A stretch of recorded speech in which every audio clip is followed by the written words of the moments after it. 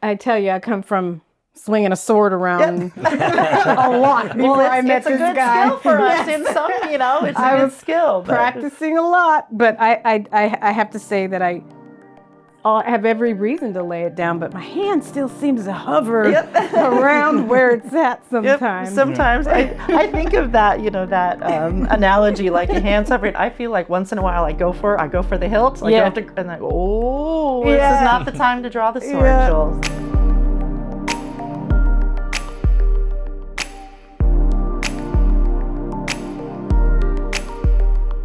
Welcome to Couples Unfiltered, a podcast where we discuss love, loss, relationships, and the journey.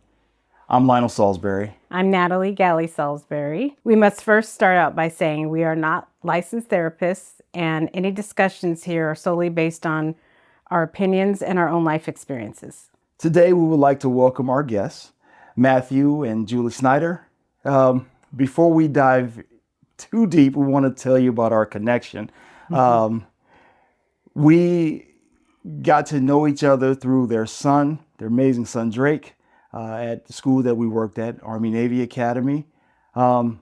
We've known him since the 8th grade, and we were enamored by him and then super taken aback by his chef father, who would provide us with the most amazing sourdough bread. The homemade sourdough hookup. So I would like you all to welcome Matthew and Julie. Welcome. Thank you. Thank you. So Drake is now in college. So we've known him for, since 5 years he was at the school. We had a relationship, a connection with him. And so through him, we feel like we have a little bit of a connection with you all, but you two are new in his life. So Absolutely. Together as a couple. Mm-hmm. He's a great kid, though.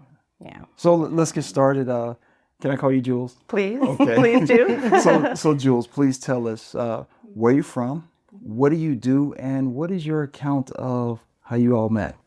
Oh, it's a great story. So where I'm from, I'm born and raised California, Southern California, San Diego, North County, San Diego. Spent a couple of random years in Austin, Texas, but besides that, always lived in Southern California. I'm a school psychologist. I'm currently working as an administrator in a special education role, but I think of myself as a school psychologist. I've worked in public education for 24 years now. 24 years. So yeah, I'm an educator. The story of how we met is fantastic. I like to. It's kind of comical, but it also is super romantic.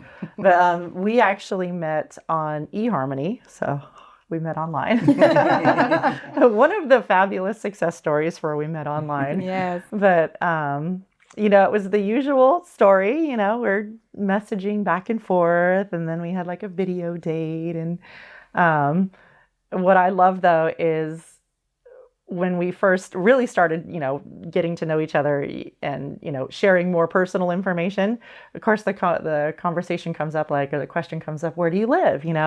And so I had, pretty much thrown the net wide on eHarmony, just like anyone in the world, anywhere, whatever, let's say hi.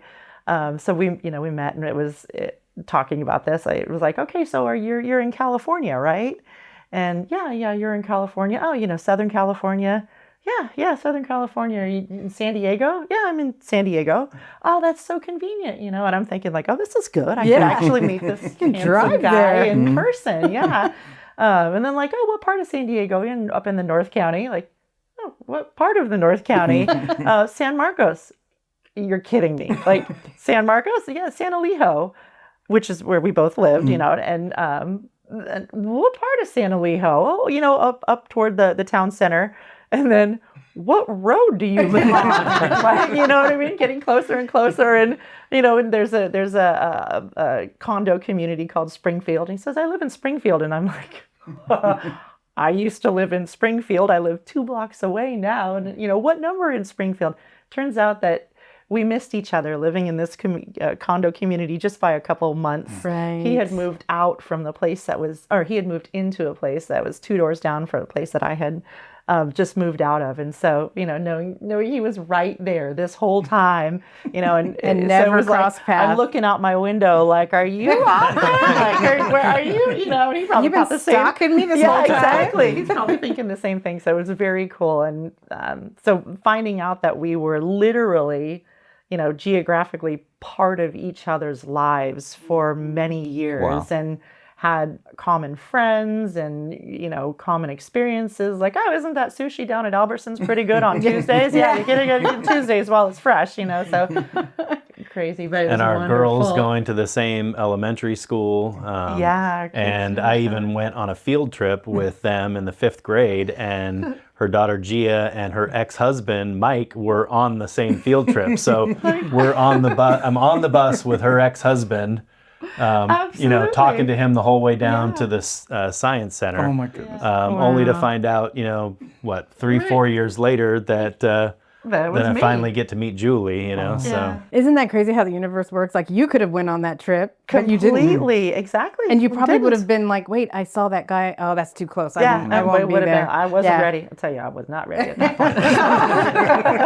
Yep, that's God's timing. Exactly. Fun way to meet. Oh my goodness. Well, I know I spoiled what you do, but please. Partially. This is part of the plan. Yeah. So many layers. Yeah, bread baking is only one aspect of what I do. And I do that as my at-home hobby. Never been a professional bread baker, but I have been in the food industry since high school.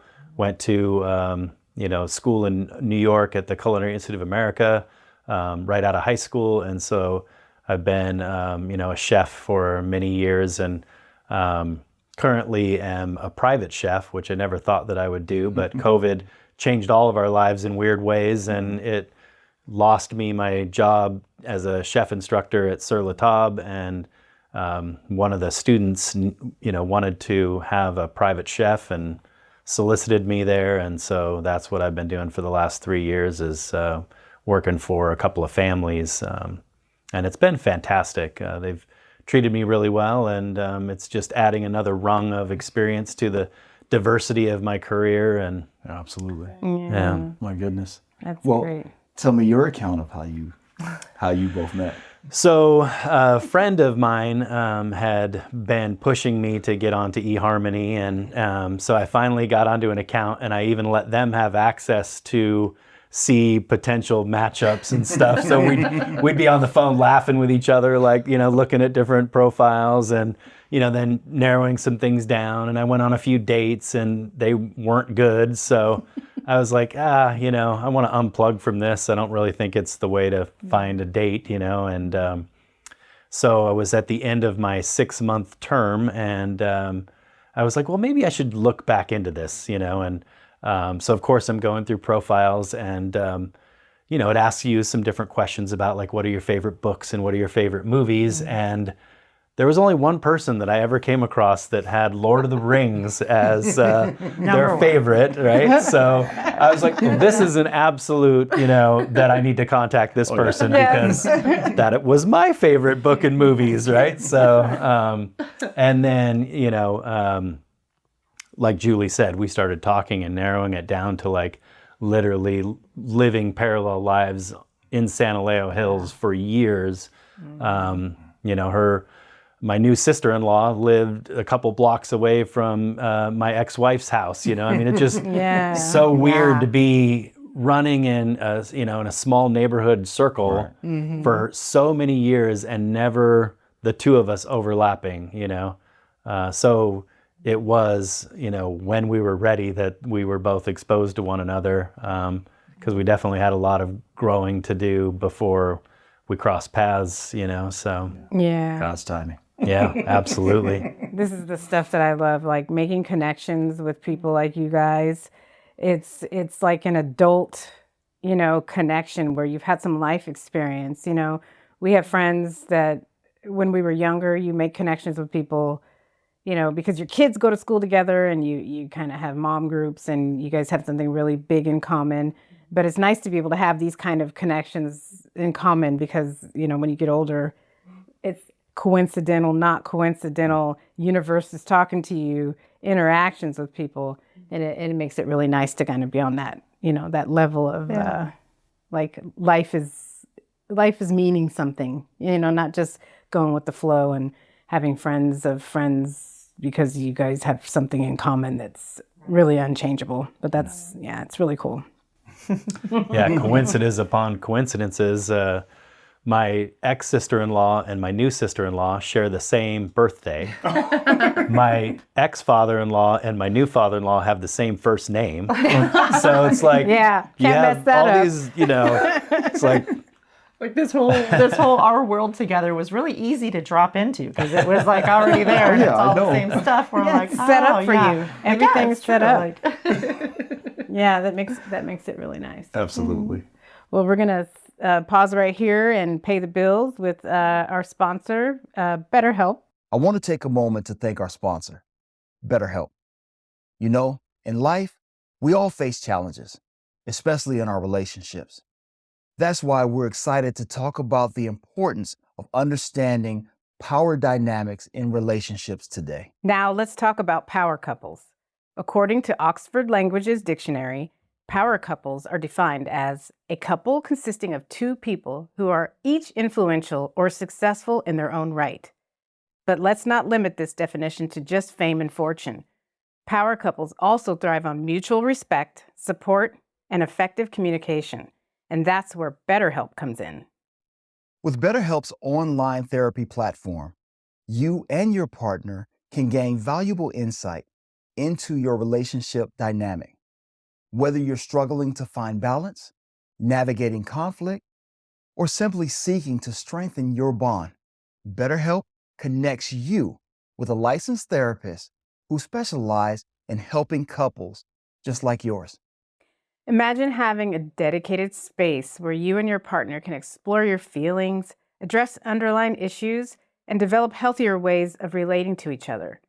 BetterHelp offers convenient, confidential, and affordable therapy sessions, all accessible from the comfort of your own home. So, if you're ready to take your relationship to the next level, consider signing up with BetterHelp today. Because when you understand the characteristics of power relationships and work together to cultivate a supportive partnership, there's no limit to what you can achieve as a couple.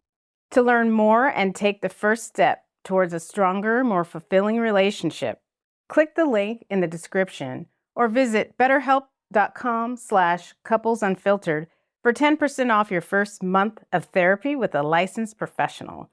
That's betterhelp.com/couplesunfiltered. Thanks again, BetterHelp, for sponsoring this episode. Now, you guys have been married how long? What year did you get married? 12, 21, 22. Okay. So. That was very... a lot of twos in there. I was told there would be no math.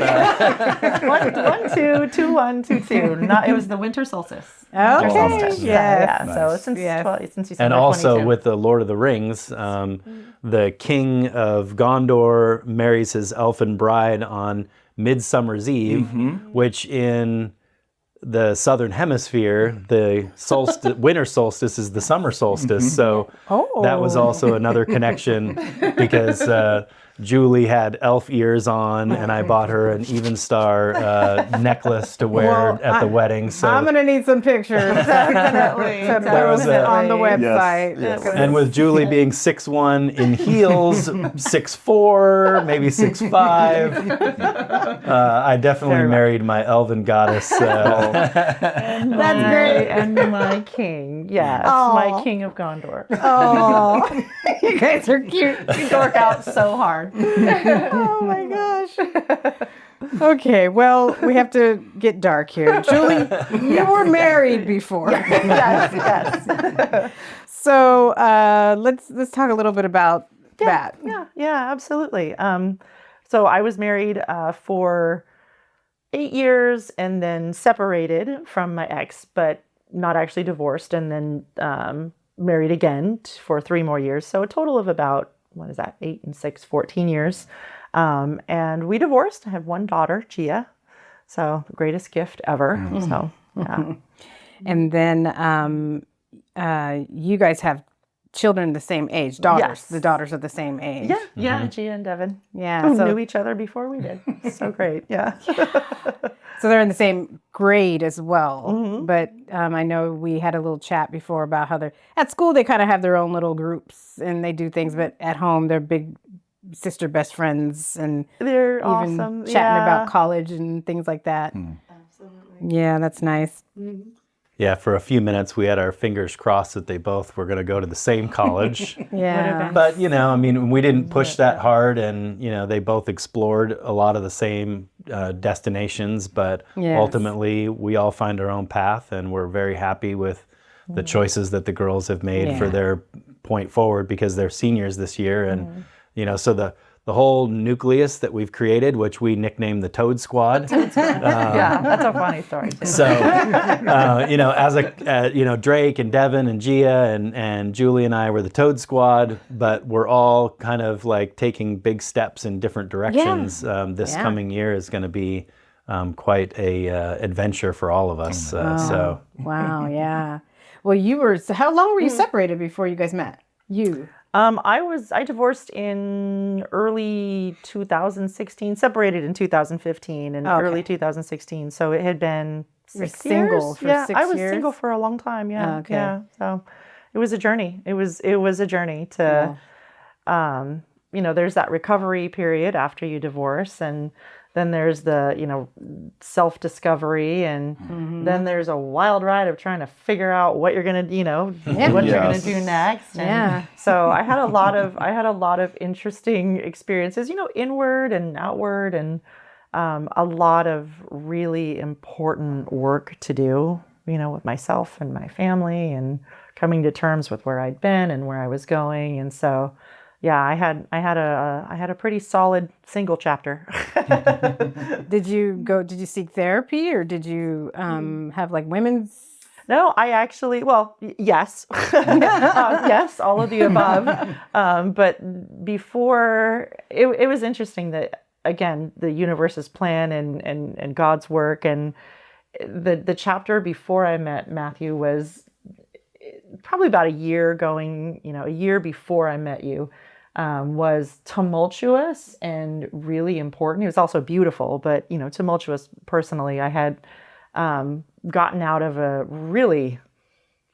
dating relationship that really was like a dumpster fire kind of situation. So, grateful for the lessons I learned. Grateful, truly, it was a catalyst. Like, that was just a hard thing to go through, like a really hard thing to go through. Not because I was, in danger or anything like that, but just really, like, the lights went on about a lot of things for me personally. And like I said, the lessons I learned. So that really was definitely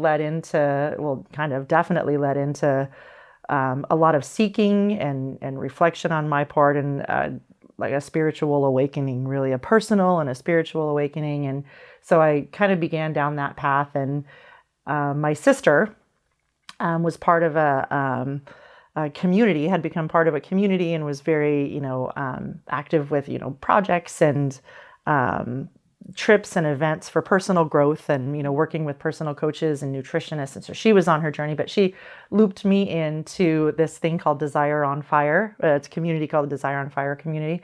And I went to some events and did a 4-month program, just a really supportive, loving women's community, honoring the masculine, embracing and living by our feminine. And so started that, just had some mind-blowing experiences and learning. And that was at the exact same time when I met Matthew online. And so I was like, this is a wonderful, wonderful gift to meet you. And by the way, I'm like in the middle of something. So like, hold on, that sword you were trying to figure out to do it right. Exactly. And that was, speaking of which, that was such a beautiful, again, like the universe's plan, meeting Matthew and having, like, he provided me with the most safe and nurturing and exciting space to put to work and experiment with the sides of myself that I was getting in touch with, and the parts of me that I need to forgive and to understand. And so, yeah, it was a great gift. It was, you know, not that part of my life wasn't just meeting Matthew. It was like meeting Jules, and then meeting Jules and Matthew, and all the pain that came before, and figuring out how to not bring that into this future relationship. Absolutely. And so laying down the sword, that was part of, you know, if anyone if anyone's familiar with like the Queen's Code and the act of truly laying down the sword, and that was something that I think made it possible for me to be in this relationship, to quit it with the fencing, you know. Sorry. I tell you, I come from swinging a sword around a lot before I met this guy. Skill for us in some, you know, it's a good skill. Practicing a lot, but I have to say that I have every reason to lay it down, but my hand still seems to hover around where it's at sometimes. Sometimes I think of that, you know, that analogy, like a hand hovering. I feel like once in a while I go for the hilt. I go after, and this is not the time to draw the sword, Jules. This is not the. It seems like we all have those scar tissues. Yeah. I know I do. You know, I've been alive for 48 years, and I've gone through a lot. I had to learn who I actually am, and I'm secure, but sometimes things affect me. So we have this thing, like we'll go to the grocery store, and I'll grab a little hand basket. We're going in to grab a few items, and then we get more than a few items, as most often do. And Natalie will look at me and she's like, is that too heavy? And I'm like, no, it's not too heavy. I'm strong. I grew up. Let's just get a basket. He's like, no, fine. I got it. He's flexing like muscles sticking out, veins are sticking out. I'm like, are you sure? Well, I grew up being, the small guy, the runt, and always I had to go through and prove myself. When I joined the Marine Corps, it was constant. You have to prove yourself. You're going to be a drill instructor. How are you going to be a drill instructor? And, having to go through all of these things. You want to be a martial arts instructor. So I fought the biggest guys that I could.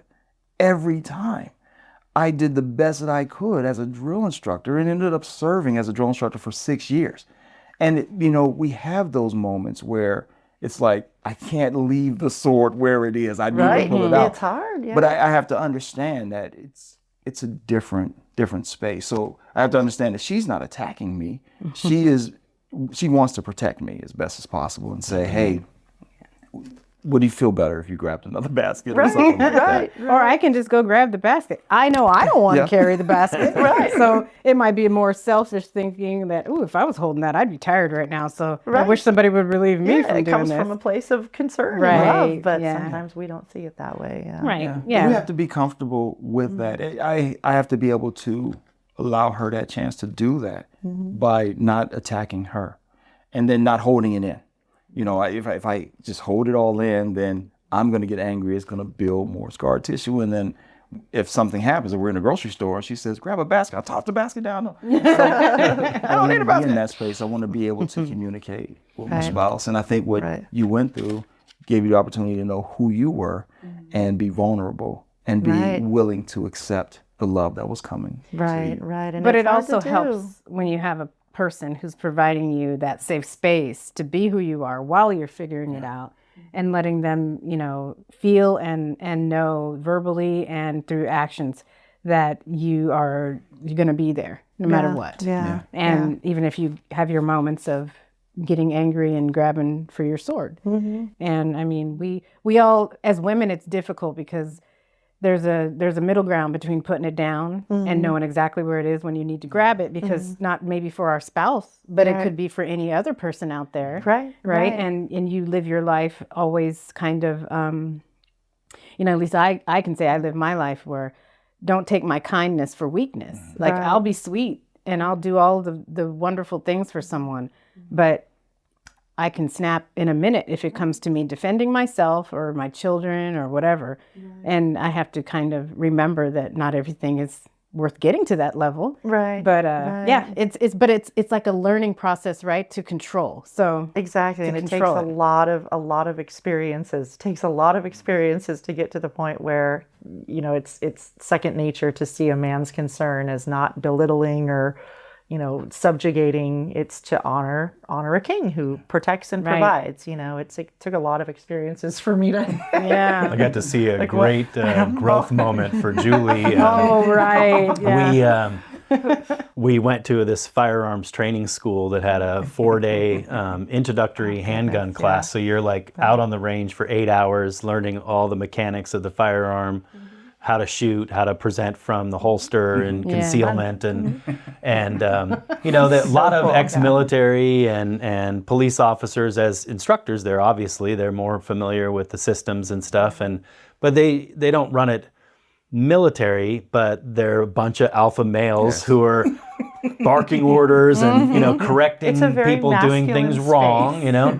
So even though we went over all the drills and all the commands and how everything was going to go, immediately Julie was a little bit at conflict with the way that she was being, you know, like, I'm a strong woman. These men don't need to talk to me like this. And I saw, you know, so I just, you know, let her like kind of work through it, and you know, day one she was ready to walk off the range and tell everybody to F off. You know? Day two she started to like kind of, you know, be like, hey, maybe these guys are actually just trying to make me better, with no disrespect. And then by day three she's like palling around with the guys on the line and, you know, really getting to know the, you know, instructors a little bit better. There was one that like she never kind of warmed up to, but that's okay, you know, progress. Yeah, if you had more time, but maybe. It was beautiful to see her, like, you know, the light come on of like, these men are not attacking me, these men are making me better, and it's just their way of going about it, you know. So you could see the proof in what she was doing with her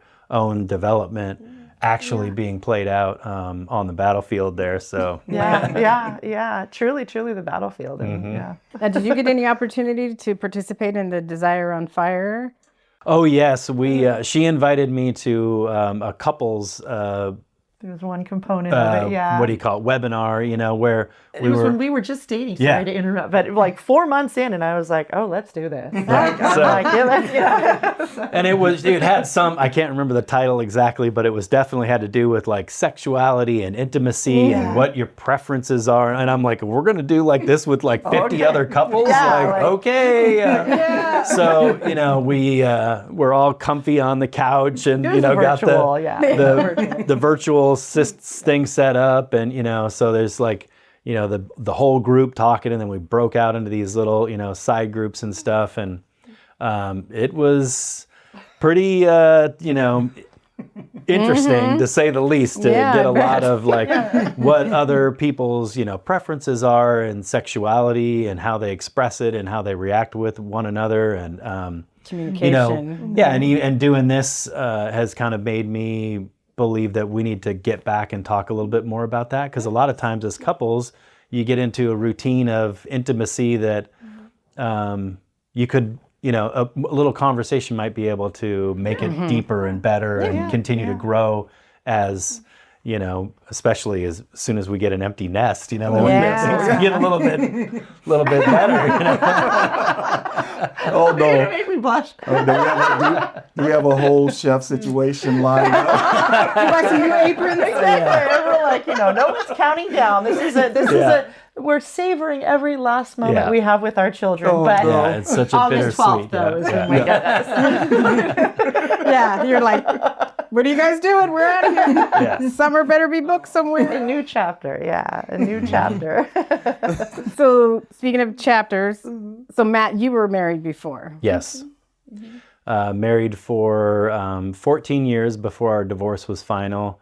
A couple years worth of marriage counseling and, you know, trying to sort things out, and then getting to an ultimate point of, you know, the divorce was imminent. It was just a matter of figuring out all the details, which took some time to get through. Unfortunately, my dad was diagnosed with cancer in the beginning of my divorce process, so that kind of derailed the process. I even moved out of state for 3 months to care for my mom after his passing. So we lived, in our divorce pattern under the same roof. And so that was difficult for the kids. That was difficult for us. But at the same time, I didn't want to abandon the household and abandon my kids and not be able to move into somewhere where it was welcoming for them to be, in my life. And so, it's hard when you tear apart this fabric that is so woven with other people and, with your children. And so it took a little bit longer than I maybe should have to get the divorce to go all the way to the end. But you were going through a journey of your own also, right? I don't know if you are comfortable talking about I started sobriety the night before the divorce kind of got teeth was I took my son to a football game with some friends down at Qualcomm and drank a fifth of whiskey before we went into the game and blacked out on the way in and don't remember anything about the game, very little about coming home. And I had used alcohol as a crutch to try to suppress feelings about all the negativity of our marriage and how to muddle through all of the brokenness that was going on in our family. And so my sobriety and my divorce journey started on the same day. And fortunately been sober for over 7 years now. So that's amazing. Congratulations. Thank you. I know we chatted a little bit about, the blacking out thing kind of being a significant symbol of anybody who starts that really early in life should probably consider that's a sign of becoming an alcoholic at some point. Yeah. As a nurse, I've always known that. We always know if you're a binge drinker on the weekends, you have more highly likely to have cirrhosis later from slamming your liver. But also kids in middle school drinking and blacking out in middle school. Yeah, that was me. My first drunk was a blackout drunk, and I did that multiple times through middle school and into high school. Spent a few years of high school in sobriety, and then went to culinary school, which was a bunch of professional alcoholics. He knows about that. Same as the military. His wife passed. She was a chef and drinking. Right. And so I spent a little bit of time sober in high school. I spent a little bit of time sober in college. Then, drank really heavy for 10 years. And then I moved to Aspen, Colorado. I had about 1.5 years of sobriety there. And every time you pick the drink back up again, it's like there was no pause. You just start right back where you were because that's the way you're, kind of wired. And so when my dad had 17 years of sobriety when I started this last journey.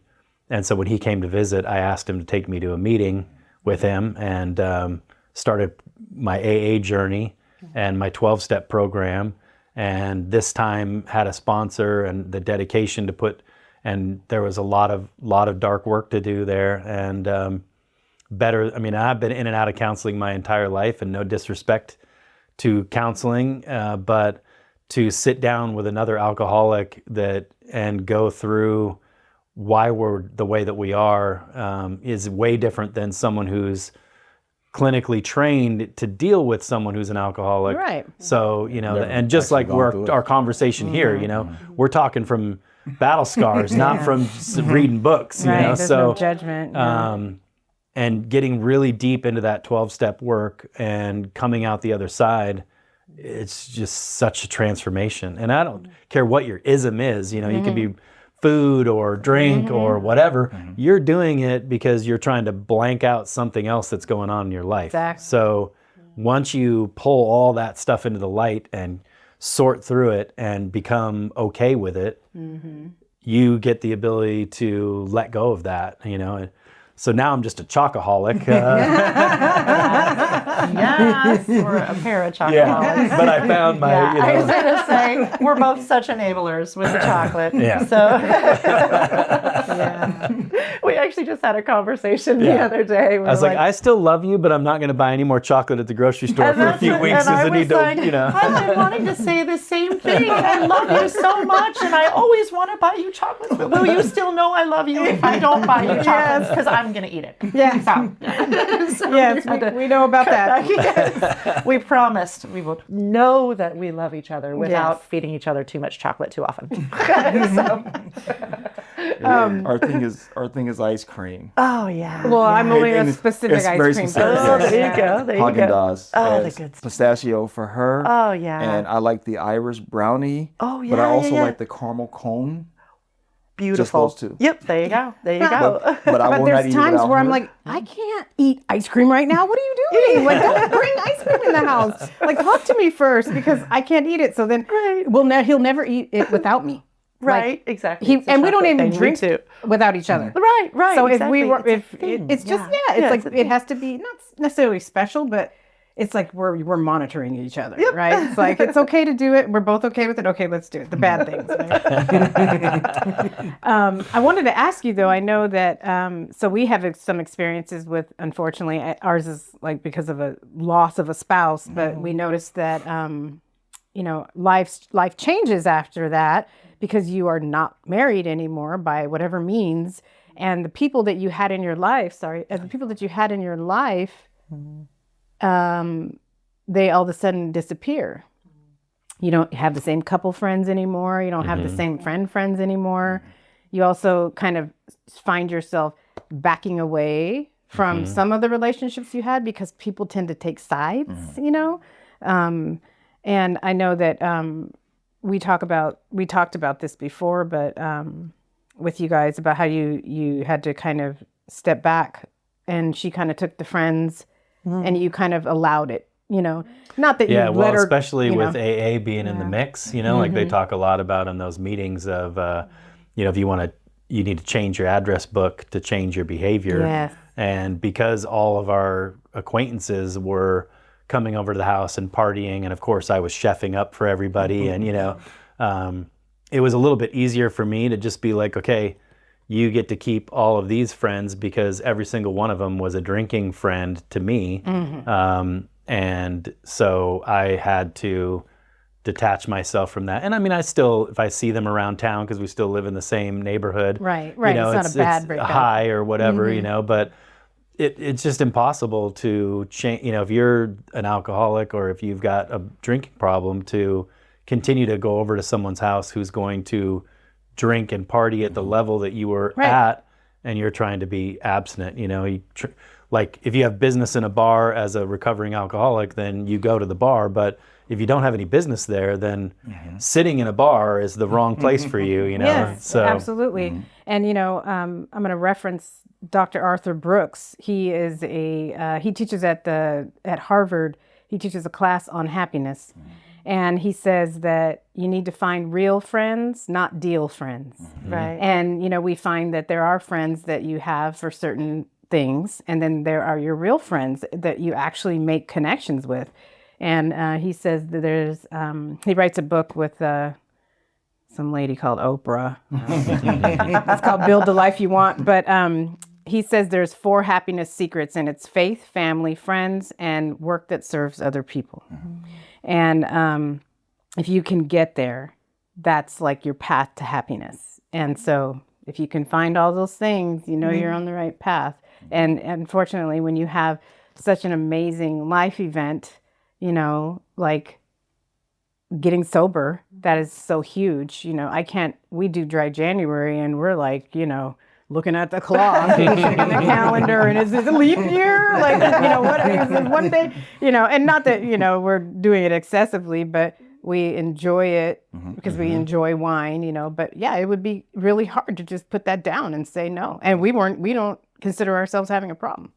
So I commend you for that. That's amazing work. And I know that it seems cliche for people to say congratulations, but That's hard. I don't No, think I could there's do it. times where Julie is like, you tell me these stories and I just can't put you and that story together. Yeah, it's hard for me too. I'm looking at you and I'm just like, true. what are the Oh, rings? man. And It's so Oh, man. Chocolate. Yeah. And I was explaining to him, I'm like, you tell me these stories that are so like unfathomable that because, you know, he's so peaceful and so stable and, you know, and so I'm like, it's unfathomable. I'm like, it's as if I would tell you, hey, you know, 2 years before I met you, I was a dude.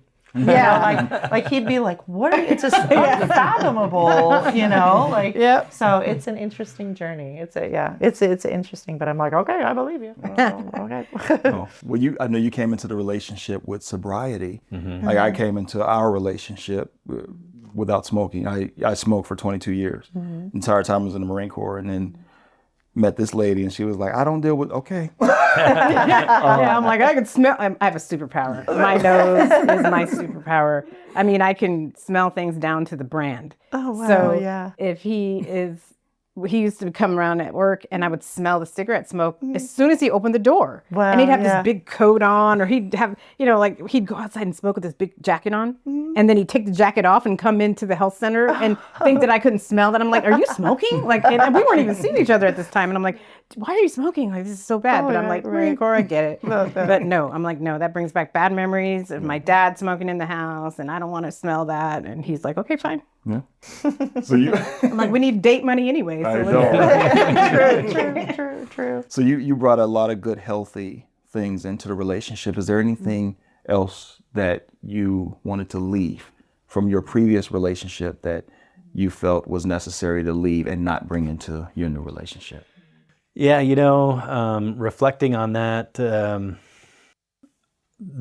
thing that I probably hurt me the most within my previous marriage was the giving up of my masculinity.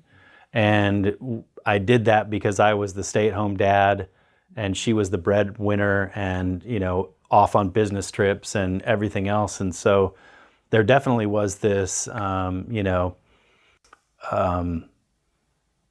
brokenness within me that I needed to somehow defend myself, but I couldn't do it in the best way because of my lack of ability to communicate. And so I would get drunk, throw zingers, you know, lots of low blows and lots of sarcasm and lots of, you know, gaslighting and things like that, you know. So being in a different situation, you know, my communication still needs work, but I'm a lot better at being able to open my mouth in an appropriate and constructive way, as opposed to the, you know, destruction of, like you said, letting things build up to the point where there's just no good that comes out of the conversation because you've been holding on to that for 2 months and you find the perfect time to you know, throw it in and you're like, no, that just went horrible. Yeah. You know? What were we even arguing about? Okay. I said all this stuff I had to say. Well, it's like loading up magazines for a weapon. You're just taking stuff and click. And when the perfect time happens, that's not how. It's not what we should do. We can't fight fire with fire. You fight fire with water. Yeah. So Absolutely. But thank you for sharing that, because a lot of people won't be able to speak to, this is what I lost in the relationship. This is how I felt, and it's good that you are able to do that. I know I do that. I'm a rom-com guy. That's how I live. I live in a rom-com, and it's good for us to be vulnerable. It's important. So Right. I still am like, are you crying? Yeah. Are you crying? It's amazing. He's like the most sensitive guy. That's the bravest thing to do, is to bring that vulnerability. It's hard to do. How about you? What would you not take into this relationship? Your thought? That's an easy one, because I mean that's actually a lot of things, but the number one is, like we had mentioned before, laying down the sword. I was just very much on a crusade in my entire life, and I think it has something to do with, you know, socialization and, you know, our media and how women are supposed to be, and I was very much just always at war with men, at the masculine, and Well, yeah, a lot of nuances and ins and outs because I wasn't walking around fighting men. Right. But you were prepared to. But yeah, exactly. You had I was very intimidating exactly, to yeah, men. exactly. Yes. I can be intimidating, but just very much on the one hand wanting, love and relationship and intimacy, but on the other side saying, I don't need you. I can protect myself. I can provide for myself. So I want that masculine in my life, but just know. But all the by the way, I don't want to be protected or provided for by you. So that's something that and being very combative about it and very emasculating to men, very subtly, underhandedly, emasculating to all of the masculine, but especially the one that whatever one happened to be standing in front of me. So that was a journey to figure out why that was happening, how it was working for me. Because clearly it wasn't, it's one of those moments where it's like, oh, I'm really good at this, but it's not working out very well for me. You know? So that frustration. Let him open the door. That frustration of wanting to be protected and provided for and loved, but how dare you open the door for me? I can do it myself. Like that don't work. That don't work. So that's definitely something that I had to come to terms with and then let go and then take that step into the abyss of, I have to admit that I want someone to protect and provide for me. And I want to admit that I need someone. So I had to let that go. That was a big one. I put down the sword. Big one. Lay down the sword. So that's. Well, I have to bring up the fact that, we have had a conversation with Drake. And Drake came over to our house to visit. And he could not stop talking about how impressed he was with the two of you. Oh. And he got real open, he said, I know that my parents didn't get along and that they tried their best and they went all the way to the end and whatever, they did everything they could to make it work and it didn't.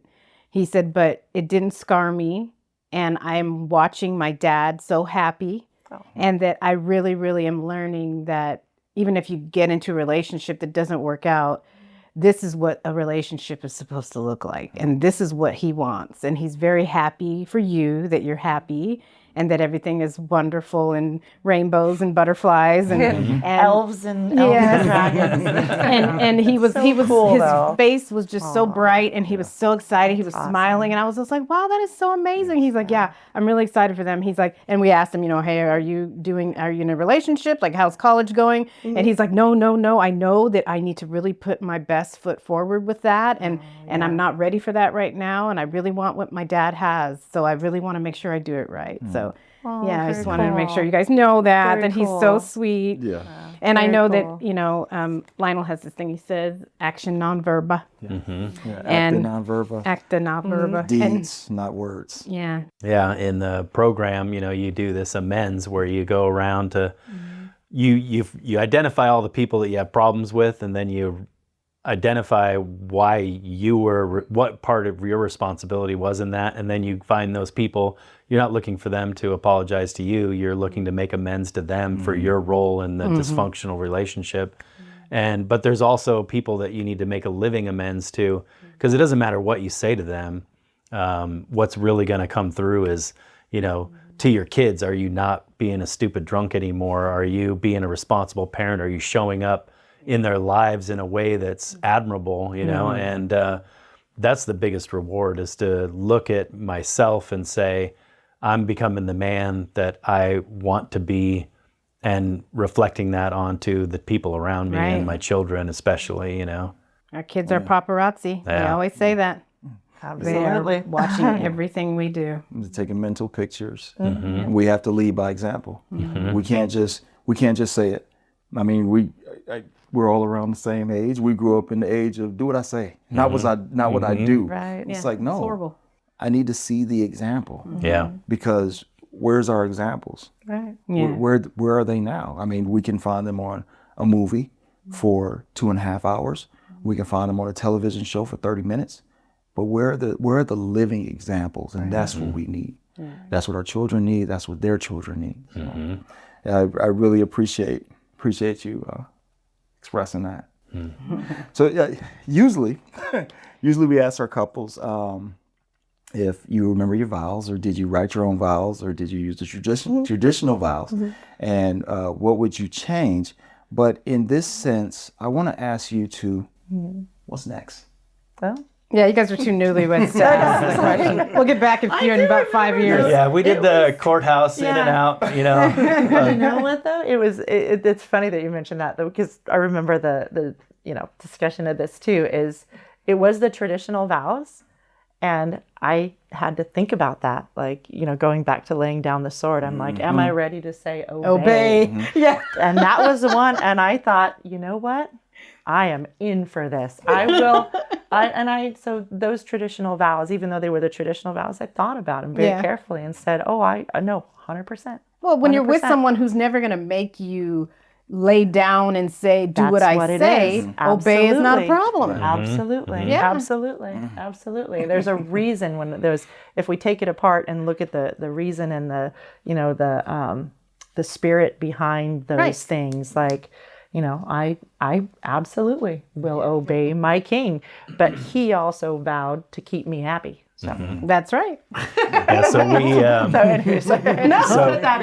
we were coming up on our first Valentine's Day, and I'm not a Hallmark holiday kind of person because of being in the restaurant industry. It's just another reason for us to be tortured by bad expectations from our customers and everything else, right? Unfortunately, we know that. So I was like sitting in my car one day at lunch, and I'm eating a piece of chocolate, and I'm like thinking to myself, why do I not know more about making chocolate? Like being in school and in the industry, of course, I've been exposed to it, but like real craft chocolate, So I called Julie up and I'm like, hey, you ever think about making chocolate? And she's like, oh my God, you could ask anybody that I know that I've always said that my second career is going to be, a chocolate shop or a bakery or something where I'm, all my life, making pastries or something. And all my life. for our first Valentine's Day together, we took a class at Delightful Chocolate in San Marcos and Chef picked Coleman. her brain and got a tour of the place and what it really took to be a chocolate operation, if you will. And we bought some molds on Amazon and tempered some chocolate and messed around with making some truffles. And, That is the exact example of who does that. Oh, I know. Then next thing you know, we're buying a chocolate tempering machine. We're getting a logo made. We also did a manifestation box that she bought me for Christmas of this particular chocolate company, Vosges Chocolate. And we kind of set a thing of Starseed Chocolate is the name of it.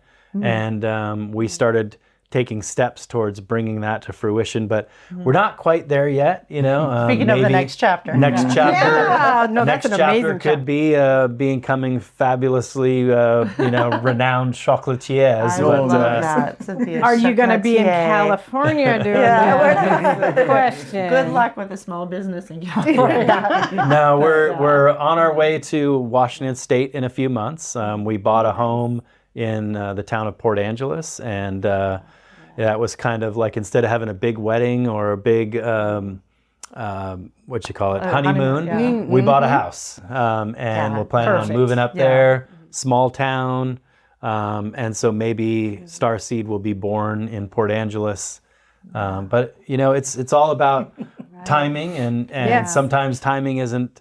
It's God's timing, not our timing. So when it's time, it'll be time. That's right. We think we've done the homework. We've done the homework, and we're keeping it going. But we're like, things have to fall into place before we can, hang up the sign and be Starseed. So everyone talks, and everyone asks about it, and we're like, we're doing the homework, but the door hasn't opened yet. But we're moving towards it. We'll wait for the time. I always say God knows what's best for us because, Absolutely. We think we know what we need and what we want, and we believe we don't ask for things anymore. Right. When we pray, we just say, whatever your will is, because His plan is always bigger and better than ours could ever be. Absolutely. So much more vast, and, I never even thought of that. It's always, gosh, I never thought I would be here. Yeah. Right. It's kind of like a really amazing thing, but it's great to meet people that have, you know, we kind of have that common denominator, right? Yeah, Where we've all had this like spiritual awakening in some way, shape, or form, be it through illness or death or separation, divorce, some kind of life event. Right. That makes you reevaluate everything, makes you realize that life is worth living.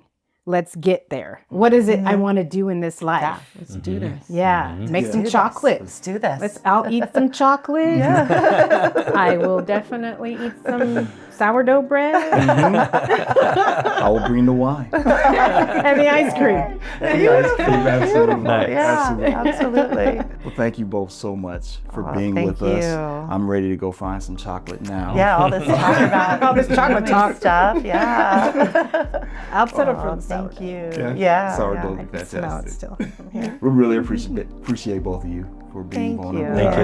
and having this conversation with us. And as we close, we'd like to say thank you to all of you for listening and watching us.